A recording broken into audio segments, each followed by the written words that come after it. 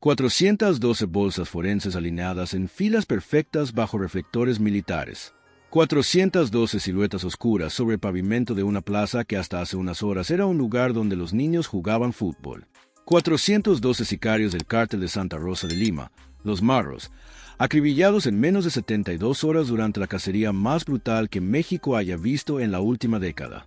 La madrugada del martes, 1 de febrero de 2026, a las música 3 de la mañana con 14 minutos, Omar García Arfus caminó entre esas filas con las manos detrás de la espalda, la mirada fija, el rostro iluminado por los reflectores que convertían la noche en un escenario que parecía salido de una película de guerra. Pero esto no es ficción. Esto ocurrió en Guanajuato. Esto ocurrió en México. Y lo que estás a punto de escuchar cambia todo lo que creías saber sobre la guerra contra el narcotráfico en este país. El cártel de Santa Rosa de Lima, alguna vez el grupo criminal más temido de Guanajuato, el que durante años controló el robo de combustible en el corazón industrial de México, el que incendió negocios, secuestró familias, desapareció a cientos de personas, acaba de recibir su funeral. No un funeral cualquiera, un funeral orquestado por el Estado mexicano, un acto simbólico y operativo que declara con 412 cuerpos como evidencia que el reinado de terror tiene fecha de defunción. Pero la pregunta que nadie se atreve a hacer en voz alta es esta: ¿realmente se acabó apenas estamos viendo el principio de algo peor? Porque en México, cuando un cártel cae, el vacío que deja nunca queda vacío por mucho tiempo. Si tú también te estás haciendo esa pregunta, déjamelo en los comentarios, porque lo que viene te va a dejar pensando durante días.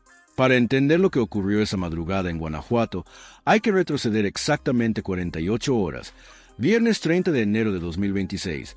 La Secretaría de Seguridad y Protección Ciudadana activa lo que internamente llaman Protocolo Yunque, un operativo que combina inteligencia electrónica, vigilancia aérea con drones de largo alcance y un despliegue terrestre masivo que no se veía desde la operación contra el CJNG en Música, Jalisco en 2020.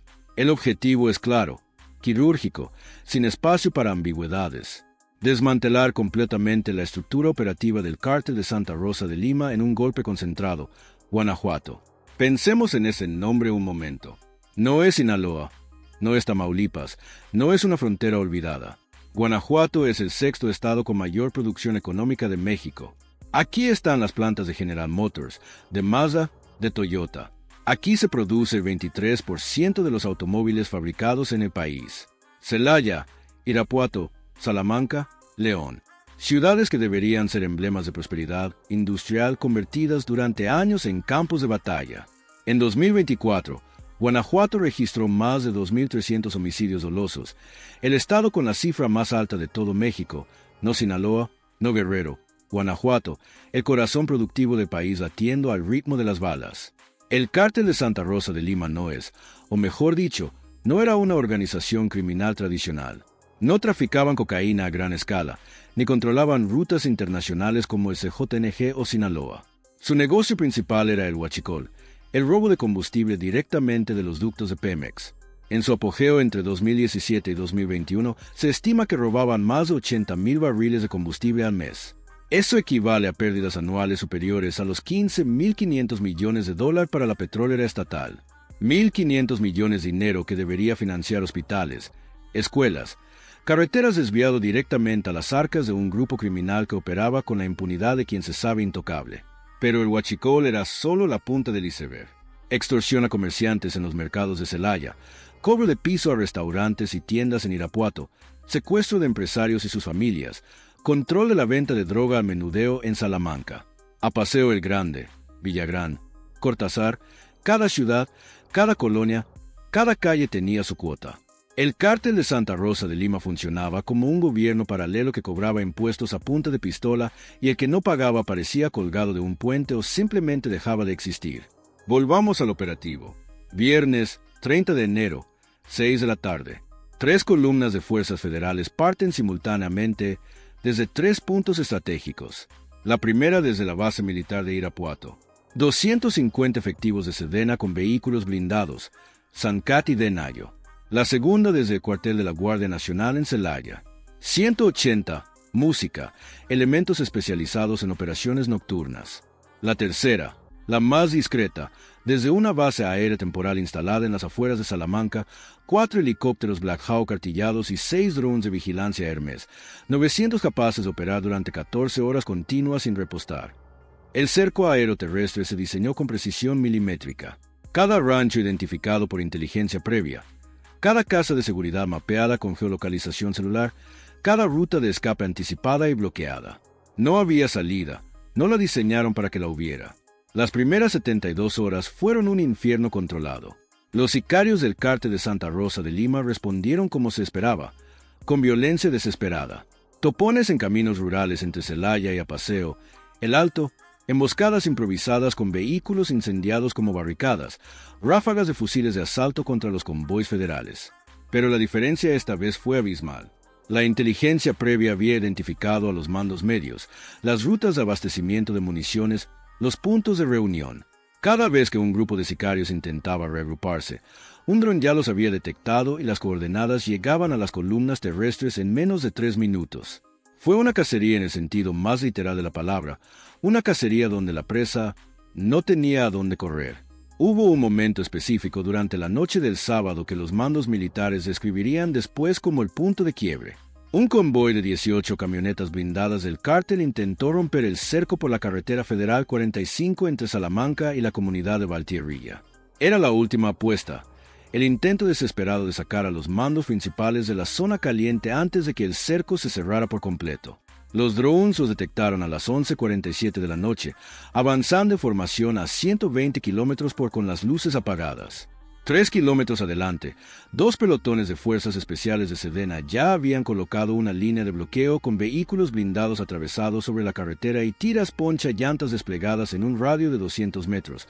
Música. El convoy no tuvo tiempo de frenar. Las primeras 3 camionetas reventaron neumáticos y derraparon sobre el asfalto. Las que venían detrás chocaron entre sí intentando maniobrar. Lo que siguió duró exactamente 9 minutos.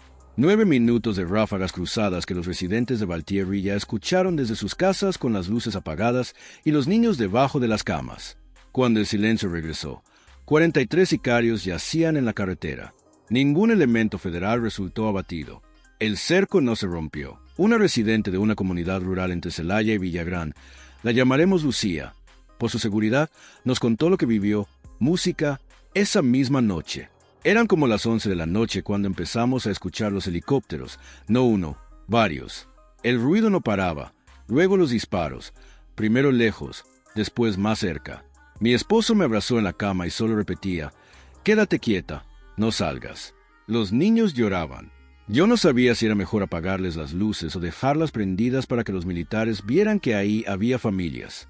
Rezamos toda la noche. Al día siguiente, cuando salí a la tienda, vi pasar un convoy militar. Nunca había visto tantos soldados juntos. Ahí supe que algo grande estaba pasando, pero nadie nos decía nada. Mientras esto ocurría en tierra, en el cielo los drones tejían una red de vigilancia que no dejaba espacios ciegos. Los Hermes 900, equipados con cámaras térmicas de alta resolución, podían detectar un vehículo en movimiento a 10 kilómetros de distancia y rastrear hasta 6 objetivos simultáneamente. Cada vez que un dron detectaba actividad sospechosa, transmitía las coordenadas en tiempo real a un centro de comando móvil instalado en un vehículo blindado que avanzaba con las columnas federales. Ahí, un equipo de 12 analistas de inteligencia evaluaba la información, identificaba prioridades y despachaba órdenes precisas a las unidades en terreno. Coordenadas de geolocalización, fotografías satelitales actualizadas, mapas térmicos, todo en cuestión de segundos. No era una operación tradicional, donde las fuerzas avanzan a ciegas. Era una coreografía militar, donde cada movimiento había sido calculado antes de ejecutarse. La segunda noche fue aún más intensa. Ahora los sicarios ya sabían que estaban atrapados. Los intentos de escape se volvieron más desesperados y por lo tanto más violentos. En una comunidad rural cerca de Valtierrilla, un grupo de aproximadamente 30 sicarios tomó como rehenes a 7 familias dentro de una pequeña escuela primaria. El cálculo era simple. Si las fuerzas federales intentaban entrar, habría un baño de sangre. La noticia llegó al centro de comando a las 2:17 de la madrugada. La orden fue clara: contener el perímetro, no avanzar, iniciar negociaciones a través de altavoces. Pero en lugar de enviar a un negociador tradicional, desplegaron drones equipados con altavoces de alta potencia que transmitían mensajes directos a los sicarios. No hay salida. Tienen 30 minutos para liberar a los rehenes. Después de eso, entramos. Durante 27 minutos, el silencio dentro de la escuela fue total. Afuera, 2 pelotones de fuerzas especiales se posicionaron en silencio absoluto en el perímetro. Snipers en los techos de casas vecinas. Equipos de asalto listos en las puertas. Minuto 28. Uno de los sicarios salió con las manos en alto. Minuto 29. Otro más. Minuto 30. El resto del grupo, 28 hombres armados, salieron en fila con los fusiles en el suelo. Ningún disparo. Ningún rehén herido. El operativo fue tan rápido y silencioso que las familias dentro de la escuela ni siquiera se enteraron de que había snipers apuntando a través de las ventanas. Lucía, la misma residente que nos contó su testimonio, describió lo que sucedió después. Al otro día, como a las 10 de la mañana, empezaron a llegar camiones del ejército cargados con bolsas negras. Muchas bolsas. Las pusieron en la plaza del pueblo, todas en filas. Yo me asomé desde lejos y vi que Omar Arf, el secretario, estaba ahí parado entre las bolsas.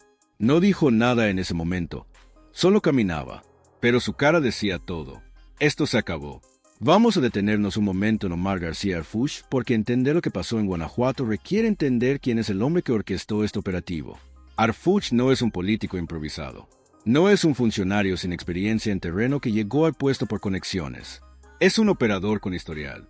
Extitular de la Secretaría de Seguridad Ciudadana de la Ciudad de México durante el gobierno de Claudia Sheinbaum. En 2020 sobrevivió a un atentado del cártel Jalisco Nueva Generación en el que recibió 3 impactos de bala. 3 de sus escoltas murieron. Él estuvo 48 horas en cuidados intensivos. Cuando salió del hospital, lo primero que hizo fue regresar a su oficina y continuó dirigiendo operaciones contra el CJNG. Es un hombre que conoce la violencia del narcotráfico no desde un escritorio en una oficina gubernamental, sino desde la experiencia directa de haber estado en la mira de un cártel que intentó asesinarlo. Eso le da una credibilidad que pocos funcionarios de seguridad en México pueden reclamar. Y eso también le da una perspectiva que marca la diferencia en operativos como este. Arfuch entiende algo que muchos mandos anteriores no entendieron o prefirieron ignorar. Golpear a un cártel no es solo cuestión de desplegar fuerza militar. Es cuestión de inteligencia, timín, mensaje político. Y sobre todo, es cuestión de demostrar que el Estado puede operar con más eficiencia, más precisión y más contundencia que cualquier grupo criminal. El protocolo Yunque no fue solo un operativo de captura masiva. Fue un experimento táctico diseñado para enviar 3 señales simultáneas. Primera señal a los cárteles. El modelo de huachicol centralizado y territorial está muerto. Si intentan replicarlo, terminarán como el cártel de Santa Rosa de Lima. Segunda señal a la población. El Estado puede recuperar territorios. No es una promesa vacía. Es un hecho demostrable. Tercera señal a los gobiernos estatales y municipales. La presencia federal en Guanajuato es permanente. La corrupción local ya no puede proteger a nadie. Este último punto es crucial porque uno de los factores que permitió el ascenso del cártel de Santa Rosa de Lima fue precisamente la complicidad de autoridades locales. Policías municipales que hacían la vista gorda cuando los sicarios movían cargamentos de combustible robado. Presidentes municipales que permitían la instalación de puntos de venta de droga a cambio de sobornos mensuales. Fiscales estatales que archivaban expedientes de homicidios vinculados al cártel sin siquiera investigar.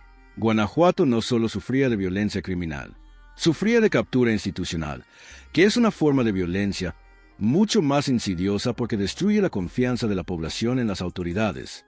Arfuch lo sabe. Por eso una de las primeras medidas que implementó después del operativo fue la rotación inmediata de mandos policiales en los 17 municipios más afectados por la presencia del cártel. Policías municipales con más de 5 años en el puesto fueron retirados y reemplazados por elementos de la Guardia Nacional en funciones temporales. Esto no es solo una medida de seguridad, es una purga silenciosa. Porque en esos 5 años, es prácticamente imposible que un policía municipal en una zona controlada por el cártel no haya sido cooptado de alguna forma, ya sea por dinero, por amenazas o por simple supervivencia. La tercera noche del operativo, la más larga, fue también la más decisiva. Para entonces, los sicarios que quedaban vivos sabían que estaban en las últimas horas. No había refuerzos viniendo.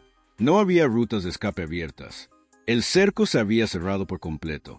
Y aquí es donde el operativo reveló una dimensión que pocos anticiparon: deserciones masivas. Entre la noche del domingo y la madrugada del lunes, al menos 40 sicarios del Cártel de Santa Rosa de Lima se entregaron voluntariamente a las fuerzas federales. No fueron capturados en enfrentamientos. Simplemente salieron de sus posiciones con las manos en alto y pidieron protección. Algunos de ellos proporcionaron información clave sobre las ubicaciones de los últimos refugios del cártel. Otros entregaron arsenales completos escondidos en ranchos que la inteligencia previa no había detectado. Uno de ellos, según fuentes militares que prefieren mantenerse anónimas, entregó un cuaderno con nombres, direcciones y fotografías de policías municipales que recibían pagos mensuales del cártel. Ese cuaderno ahora está en manos de la Fiscalía General de la República. Este es un detalle que merece atención porque revela algo fundamental sobre cómo operan los cárteles en México. La lealtad dentro de estas organizaciones no es inquebrantable. Es frágil, transaccional, basada en miedo y en incentivos económicos. Cuando el miedo cambia de bando, cuando los incentivos desaparecen, la lealtad se evapora. Y Harfuch lo sabe. Por eso diseñó el operativo no solo como una cacería, sino como una prueba de presión psicológica. Cada hora que pasaba sin que los sicarios pudieran comunicarse con sus mandos, cada dron que sobrevolaba sus posiciones, cada convoy militar que bloqueaba una salida, era un recordatorio de que estaban solos. Y cuando un sicario de 19 años, armado con un fusil de asalto, sin comunicación, sin comida, sin refuerzos, se da cuenta de que está solo frente a una maquinaria militar que no va a detenerse, la ecuación cambia. El lunes 1 de febrero, a las 6 de la mañana, Omar García Harfuch convocó una conferencia de prensa en la plaza central de Celaya. Fue una conferencia inusual porque no se celebró en una sala de prensa gubernamental, ni en una oficina con aire acondicionado y banderas de fondo. Se celebró al aire libre, bajo el sol de Guanajuato, con las 412 bolsas forenses todavía alineadas detrás de él. Harfuch habló durante exactamente 11 minutos. Voy a transcribir aquí las partes más importantes de su discurso porque cada palabra fue calculada para tener un impacto específico. El Cártel de Santa Rosa de Lima dejó de existir como organización criminal operativa. Los 412 cuerpos que ven detrás de mí son evidencia de que el Estado mexicano puede y va a responder con contundencia absoluta contra cualquier grupo que elija el camino de la violencia. Este operativo no es el final. Es el principio de una presencia federal permanente en Guanajuato. Vamos a quedarnos aquí. Vamos a reconstruir la confianza de las comunidades. Y vamos a asegurarnos de que ningún otro grupo criminal intente llenar este vacío. A los ciudadanos de Guanajuato les digo, esto es su estado, no de los criminales. Ustedes tienen derecho a vivir sin miedo y ese derecho comienza hoy. A los remanentes del Cártel de Santa Rosa de Lima que lograron escapar les digo, sabemos quiénes son, sabemos dónde están, y vamos por ustedes. Entréguense ahora y enfrentarán el debido proceso. Resistan y terminarán como estos 412. Ese discurso duró 11 minutos, pero su impacto seguirá resonando durante años. Porque Harfuch no solo estaba hablando con los periodistas presentes o con la población de Guanajuato. Estaba hablando directamente con el Cártel Jalisco Nueva Generación.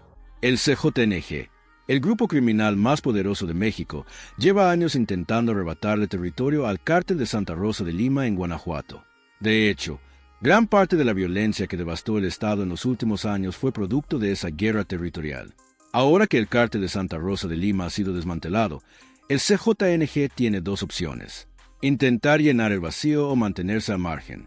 Harfuch les está diciendo que si eligen la primera opción, el operativo que acaban de presenciar será una demostración de lo que les espera. Y aquí es donde la estrategia de Harfuch se vuelve más sofisticada, porque no está apostando solo a la amenaza de fuerza militar.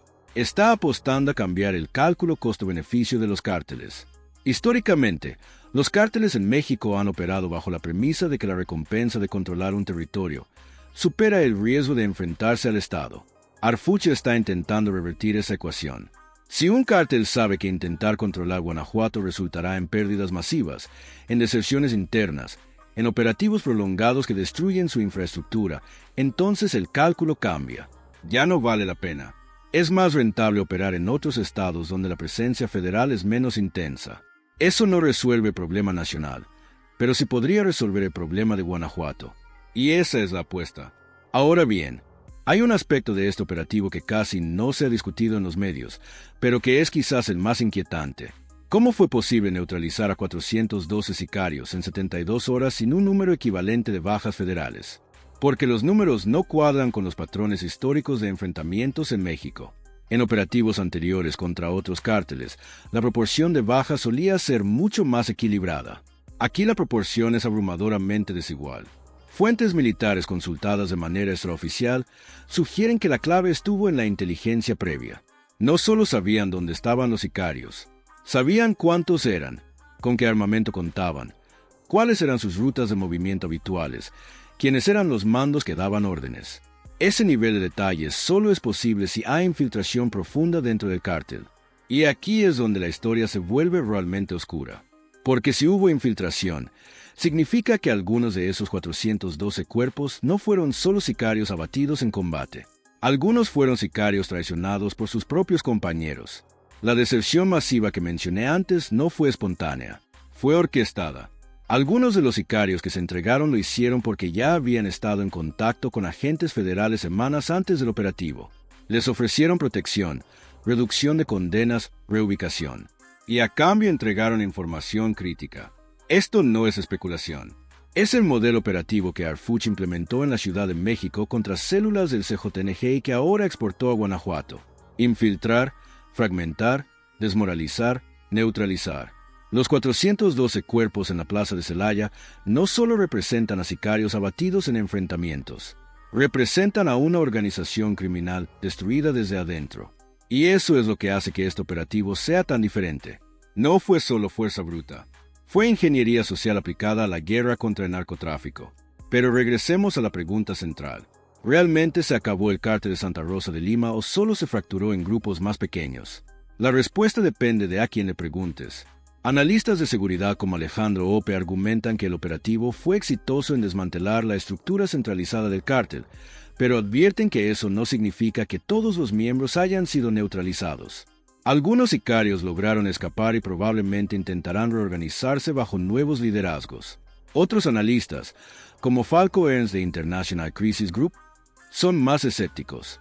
Señalan que cada vez que un cártel ha sido golpeado de esta manera en México, el resultado ha sido fragmentación, no eliminación. Y la fragmentación, paradójicamente, suele generar más violencia porque los grupos más pequeños compiten entre sí por el control del territorio que dejó el cártel desmantelado. Entonces, ¿quién tiene razón? Probablemente ambos. El cártel de Santa Rosa de Lima como organización centralizada con cadena de mando clara y control territorial definido ya no existe. Eso es un hecho. Pero los individuos que formaron parte de esa organización siguen vivos, muchos de ellos. Y esos individuos tienen habilidades, contactos, armas y motivaciones para continuar en la economía criminal. La pregunta no es si algunos intentarán reorganizarse.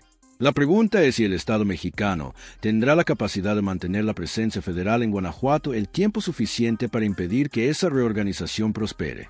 Porque aquí está el verdadero desafío. Este operativo duró 72 horas, pero sostener la presencia federal en un estado durante meses, años, requiere recursos, voluntad política y coordinación institucional. Y esos tres elementos han sido históricamente los puntos débiles del Estado mexicano en la guerra contra el narcotráfico. Harfuch prometió presencia permanente, pero presencia permanente significa destacamentos de la Guardia Nacional en decenas de comunidades rurales. Significa patrullajes constantes.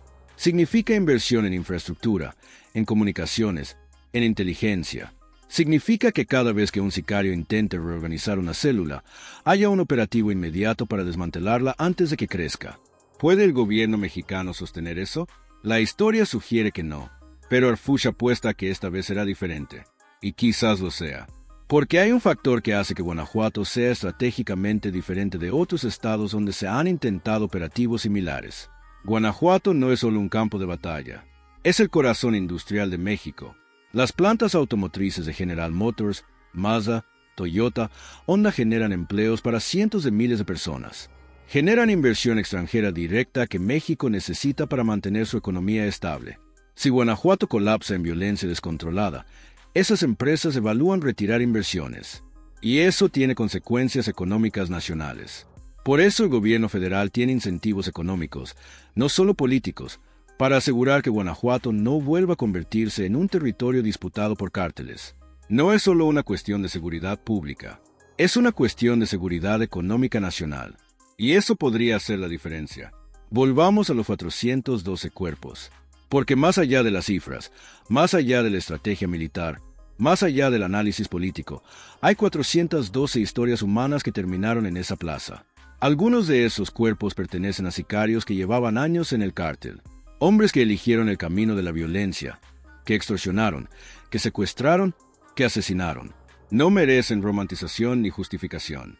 Pero otros cuerpos pertenecen a jóvenes de 17, 18, 19 años reclutados apenas meses antes del operativo. Jóvenes que crecieron en comunidades donde el cártel era el único empleador visible, donde la opción era trabajar en el campo por 150 pesos al día o unirse al cártel y ganar 5,000 pesos a la semana. Esa no es una justificación, es un contexto.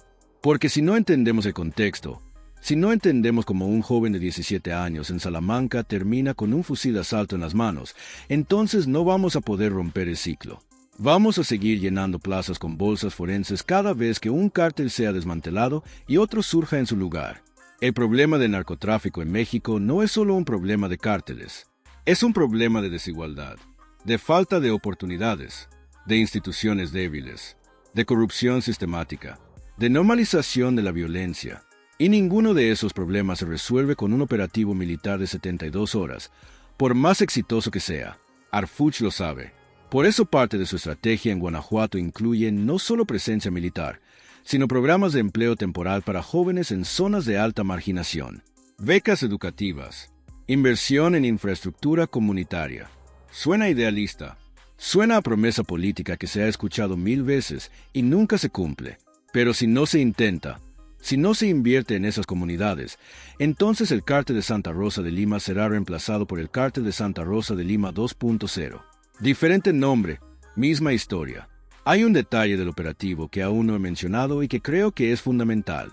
Los 412 cuerpos no fueron encontrados por casualidad. Fueron localizados con información proporcionada en parte por sus propios compañeros. La traición como arma de guerra, el enemigo interno como el más letal de todos. Arf lo sabe, por eso su discurso esa madrugada fue tan calculado, tan preciso. No fue un discurso de victoria improvisado, fue un mensaje dirigido a 3 audiencias simultáneamente.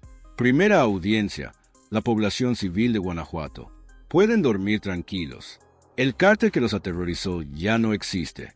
Segunda audiencia, los remanentes del cártel de Santa Rosa de Lima que lograron escapar sabemos quiénes son, dónde están y vamos por ustedes. Tercera audiencia, y esta es la más importante, el cártel Jalisco Nueva Generación. No crean que este vacío es una invitación. Guanajuato ahora tiene presencia federal permanente. Intentar llenar este espacio les costará lo mismo. Pero la historia de México nos ha enseñado una lección dolorosa que se repite con la precisión de un reloj. En 2006, el operativo contra el cártel del Golfo en Tamaulipas creó el vacío que llenaron los Zetas. En 2012, la captura de líderes del cártel de los Beltrán Leiva fragmentó la organización en grupos más pequeños y violentos. En 2016, la extradición del Chapo Guzmán desató la guerra interna en el cártel de Sinaloa, que sigue cobrando vidas hasta hoy. Cada gran golpe contra un cártel ha producido paradójicamente más violencia en el mediano plazo. Es la hidra de la que los criminólogos llevan años advirtiendo. Cortas una cabeza y crecen 2. Entonces, ¿será diferente esta vez? ¿Será Guanajuato la excepción que rompa el patrón? Arf apuesta que sí. Su estrategia incluye no solo el componente militar, sino la instalación de bases permanentes de la Guardia Nacional en los 17 municipios más afectados de Guanajuato, programas de empleo temporal para jóvenes en zonas de alta marginación y la creación de una unidad especial de inteligencia financiera dedicada exclusivamente a rastrear y congelar los activos económicos del cártel. Si quieres que sigamos destapando estos temas juntos y siguiendo lo que pasa en Guanajuato en las próximas semanas, suscríbete al canal porque esto apenas comienza. El amanecer del 1 de febrero de 2026 encontró a Celaya en un silencio extraño. No el silencio del miedo que la ciudad conocía, también un silencio diferente. Las calles estaban vacías, pero no por los retenes del cártel, sino porque la gente simplemente no sabía cómo reaccionar. Doña Carmen, una vendedora de tamales que lleva 32 años con su puesto en el centro de Celaya, lo expresó con una sabiduría que ningún analista podría igualar. Toda la vida hemos vivido con miedo. Primero de unos, luego de otros. Ahora dicen que se acabó. Pero yo ya no sé vivir sin miedo. Eso es lo más triste, que ya no sé cómo se siente la tranquilidad. Esas palabras deberían estar grabadas en la puerta de cada oficina de gobierno en México. Ya no sé cómo se siente. Música, la tranquilidad. Esa es la herencia real del Cártel de Santa Rosa de Lima.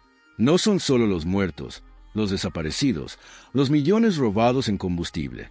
Es una generación entera que olvidó lo que significa vivir sin miedo. Y recuperar eso, reconstruir esa confianza rota, toma mucho más que un operativo militar de 72 horas, por más exitoso que sea. Los 412 cuerpos fueron trasladados durante las horas siguientes a morgues temporales instaladas con apoyo de Sedena y servicios forenses federales. El proceso de identificación tomará semanas, quizás meses. Muchos de esos cuerpos no serán reclamados por nadie. Familias que prefieren no saber, que prefieren el misterio de la desaparición a la certeza de la muerte. Otros cuerpos serán reclamados por madres que sabían dónde estaban sus hijos, que vivían con la angustia diaria de esperar la llamada que confirmaría lo que ya intuían. Porque detrás de cada sicario hay una madre que alguna vez lo llevó a la escuela que le puso nombre, que soñó un futuro diferente para él. Y esa madre no es culpable del camino que su hijo eligió, pero carga con un dolor que no tiene nombre. La cronología del ascenso y caída del Cártel de Santa Rosa de Lima cabrá algún día en los libros de historia como un ejemplo perfecto de cómo la desigualdad, la corrupción y el abandono institucional crean monstruos. 2014.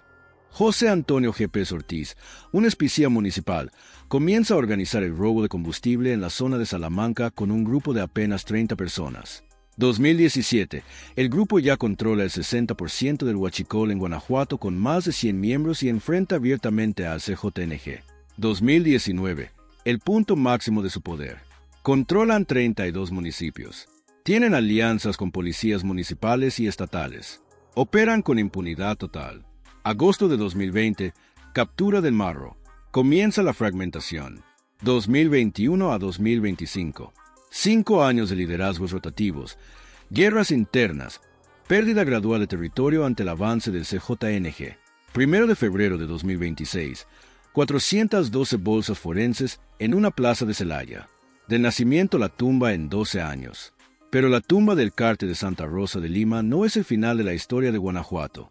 Es apenas el cierre de un capítulo en una saga que lleva décadas escribiéndose con sangre. Porque el problema nunca fue solo un cártel.